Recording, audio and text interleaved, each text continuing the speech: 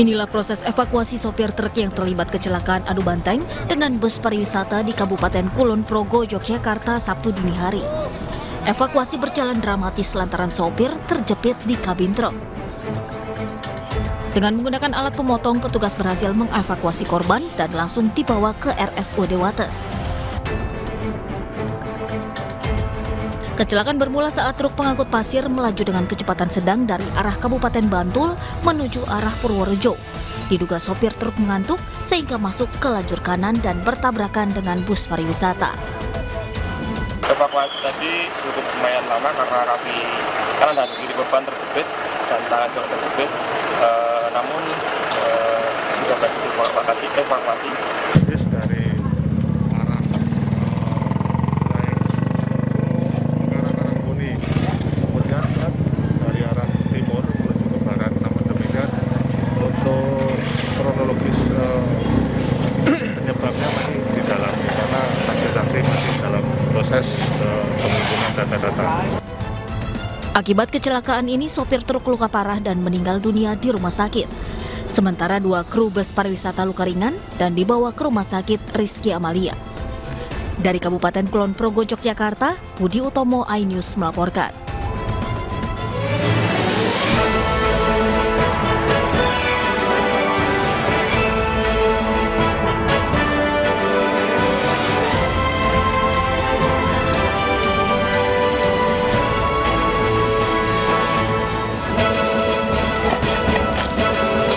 Adanya kelalaian dalam ambruknya bangunan di Johor Baru, tim Puslap 4 Polri gelar olah TKP.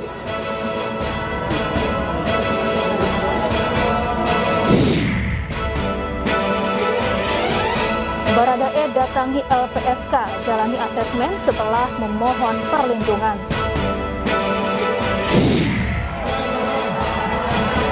Ratusan warga di Banjarnegara, Jawa Tengah antusias berebut gunungan hasil bumi menyambut Tahun Baru Islam.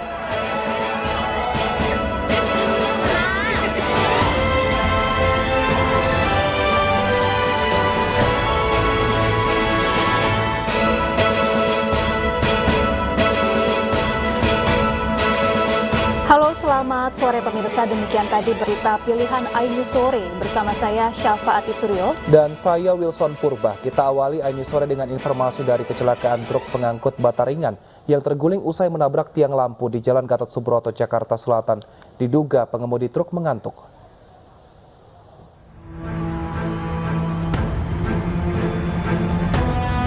Bata ringan berserakan di Jalan Gatot Subroto setelah truk pengangkut terguling di Jalan Gatot Subroto, Jakarta Selatan pagi tadi. Kecelakaan ini berawal saat truk yang melaju dari arah Semanggi menuju arah Pancoran dengan kecepatan tinggi tiba-tiba menabrak tiang lampu PJU yang berada di atas trotoar. Mengalami luka nggak, Bang? Enggak, alhamdulillah nggak ada. Oh, abang ini nabrak apa sih, Bang? Itu nggak tahu apa. Nabrak memang melaju dengan kecepatan tinggi atau gimana, Bang? Ngantuk kok biasa. Tidak ada korban jiwa dalam kejadian ini, namun pengemudi dan kernet mengalami luka ringan. Kasus ini kini ditangani unit Laka Lantas Ditlantas Polda Metro Jaya.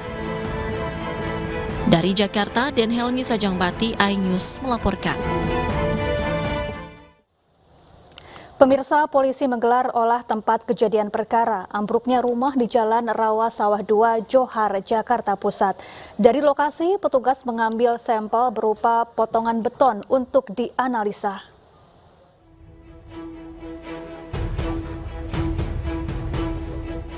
Olah tempat kejadian perkara digelar di lokasi ambruknya bangunan rumah 3 lantai di Jalan Rawa Sawah 2, Johar Baru, Jakarta Pusat, Sabtu siang.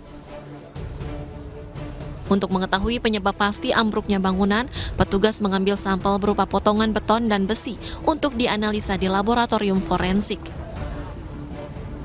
Hasil pemeriksaan sampel nantinya akan diserahkan kepada penyidik untuk ditindaklanjuti. Petugas juga telah memeriksa 6 orang saksi, di mana 2 diantaranya merupakan pekerja proyek pelebaran saluran air. Kita mengumpulkan barang bukti, kemudian data-data pendukung untuk pemeriksaan lebih lanjut, dan barang bukti kita bawa ke laboratorium. Barang buktinya ada beberapa barang yang ada kaitannya dengan bangunan. Ada beberapa contoh kolom, kemudian isi konstruksi dan beton yang kita amankan untuk dilakukan pengujian di laboratorium.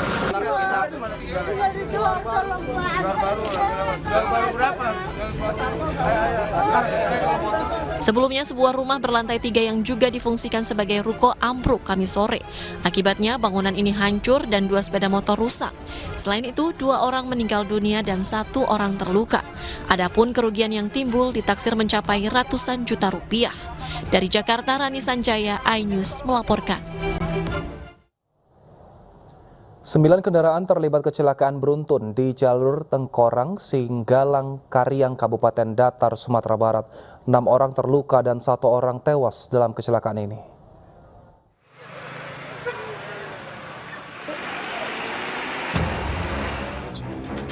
Sembilan unit kendaraan terlibat kecelakaan karambol di jalur Tengkorak, Singgalang, Karyang, Lembah Anai, Kabupaten Tanah Datar, Sumatera Barat. Kendaraan yang terlibat kecelakaan antara lain truk fuso, truk box, pick-up, dan minibus. Kecelakaan dipicu truk fuso yang alami remblong di jalanan menurun sehingga menghantam sejumlah kendaraan di depannya. Sejak dari mana dirasakan, Pak? Pas siap tikungan. Terus? Oke, lagi ya. Berarti mau banting setir ke kiri aja lagi? Enggak, saya banting ke kanan. Kalau saya lurus, acuh semua. Ceritanya kondisi jalan dalam keadaan macet, Bang. Terus? Mobil kami berhenti total tadi. Terus ditabrak sama truk di belakang. Itu truknya blong ke berapa? Kemungkinan blong kayaknya, Bang. Akibat kecelakaan, 1 orang tewas dan 6 lainnya luka-luka. Korban kecelakaan langsung dievakuasi ke Rumah Sakit Ibnu Sina Padang Panjang. Kasus kecelakaan karambol ini ditangani oleh Satlantas Polres Padang Panjang.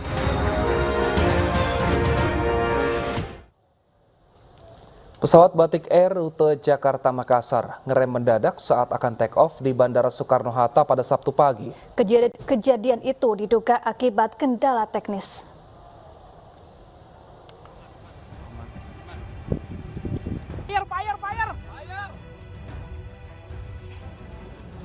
Pesawat Batik Air dengan nomor penerbangan ID 6236 memutuskan untuk menunda keberangkatan pada Sabtu pagi.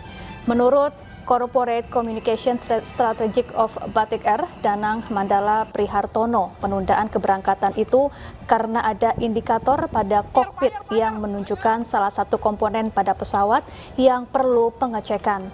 Sementara penumpang kembali ke terminal keberangkatan. Terkait hal ini, pihak Batik Air meminta maaf.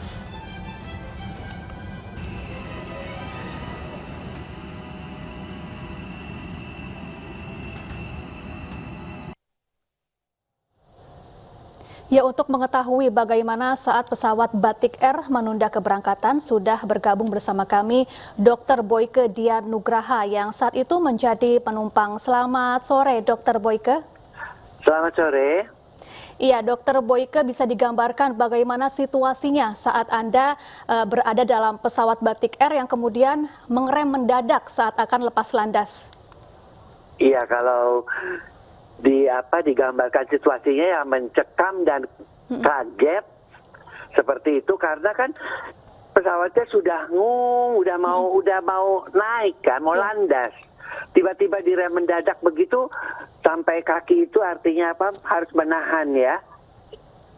Seperti itu, dan tentu saja teriakan dan sebagainya biasalah itu ya dalam kondisi yang seperti itu. Kita juga tidak menyangka. Baik, Dr. Boyko, artinya ketika mau ngerem mendadak itu tidak ada aba-aba dari pilot seperti itu ya, sehingga penumpang pun kaget seperti itu, dokter? Tidak ada aba-aba dari pilot, dari pramugari maupun apa. Jadi pesawat itu kan agak terlambat. Iya, Dr. Boyke, harus berangkat. Artinya saat itu kecepatan pesawat sudah cukup kencang. Udah maksimal, udah ngung itu kan, berarti sudah mau take off itu kan? Iya, apakah badan pesawat sudah akan mengangkat atau masih di darat seluruhnya? Badan pesawat sudah mengangkat. Menurut saya sih satu roda itu sudah keangkat. Hanya beda berapa detik lagi udah mau landas, take off. Baik, setelah akhirnya parkir kembali pesawatnya, Dok. bagaimana arahan dari pihak petugas kepada penumpang? Apakah memang ada dijelaskan kendala yang terjadi dan juga akan diberangkatkan pukul berapa? Jadi yang ketika kejadian itu terjadi, kemudian kan teriak tuh semua, dan kita juga semua ketakutan lah. Nah, cuma dibilang tenang, semua baik-baik saja pramugarinya. Kembali tetap di tempat duduk, tetap menggunakan kencangan ikat pinggang. Jadi pemberitahuannya seperti itu. Cuma kita kan bingung kenapa kok jadi begini. Nah, tiba-tiba dibalikin lagi, pesawatnya diem, kita semuanya diem dulu, udah gitu dibalik ke hanggar lagi. Nah, dari situ baru dikatakan akan diberikan penjelasan selanjutnya. Kemudian saya kebetulan mau ke belakang, karena kan ya namanya kayak gitu ya. Saya ke belakang mau ke WC, ketemu juga dengan pilotnya, baru keluar juga dari WC. Nah, dia bilang, udah maaf ya dok ya, dia bilang gitu, memang ini ada kendala apa sih, saya bilang begitu. Dia ada kendala, dia bilang kemungkinan ada gangguan di ban. Ya, sebelum pesawat lepas landas, apakah ada penumpang yang merasakan kejanggalan dalam pesawat, Dr. Boyke?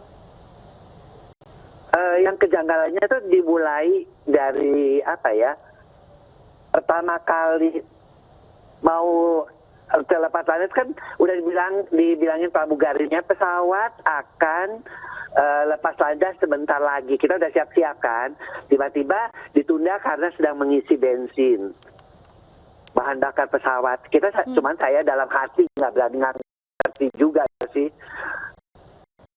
Pikir kok dari pesawat pagi-pagi mau berangkat baru diisi bahan bakar. Sekarang cuma kepikiran aja, nggak ada mikir apa-apa gitu loh.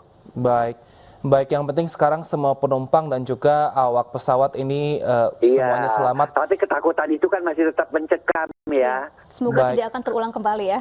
Baik, terima kasih Dr. Boyke Dianugraha telah bergabung bersama kami di iNews Sore. Sehat selalu dokter. Sementara itu Baradae ternyata telah datang ke Lembaga Perlindungan Saksi dan Korban atau LPSK. Kedatangan Baradae yang disebut polisi sebagai penembak Brigadir Yosua untuk menjalani asesmen.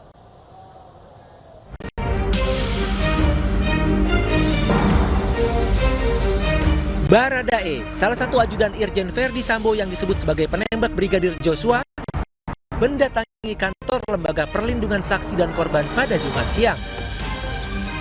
Baradae datang ke LPSK untuk asesmen dan investigasi terkait kematian Brigadir Joshua setelah mengajukan perlindungan ke LPSK.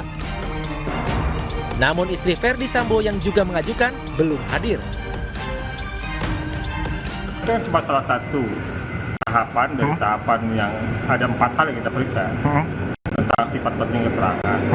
Jadi pengetahuannya, peran, status dalam perkara ini apa, ya, dan kemudian soal situasi psikologisnya seperti apa. Ini baru sesi pertama dari asesmen psikologis, kita akan lakukan lagi sesi berikutnya.